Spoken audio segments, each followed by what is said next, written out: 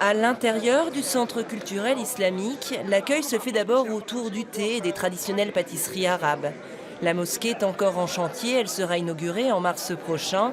Qu'importe, pour la communauté musulmane rennaise, on ne pouvait pas passer à côté de ces portes ouvertes nationales, l'occasion de faire enfin découvrir un lieu méconnu. Un certain nombre de nos concitoyens ne savent pas c'est quoi une mosquée, qu'est-ce qu'on fait dans une mosquée. Donc c'est tout simplement, on a voulu dire que l'islam c'est une religion de paix et que les musulmans sont des citoyens à part entière et font partie de la communauté nationale.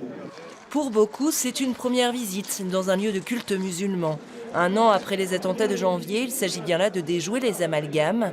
Les cultures s'entremêlent. Un calligraphe écrit les prénoms de Robert, Virginie ou encore Charlie en arabe. Charlie, c'est le prénom du fils de ce visiteur, très ému par le moment qu'il vient de passer. Il est grand temps que les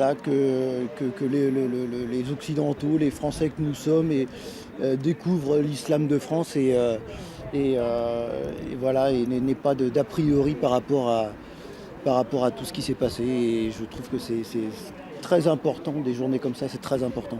Il ne faut pas que ça s'arrête après. Il ne faut pas que ça soit sous le coup de l'émotion. On fait ça pendant un an et après c'est terminé. Il faut que ça soit une politique entretenue et accompagnée régulièrement. Il faut que ça rentre dans notre culture, le vivre ensemble. Dans quelques mois, le centre islamique sera donc ouvert aux pratiquants lors de la prière. Mais la communauté musulmane rennaise le souhaite, le lieu devra rester accessible à toutes les cultures.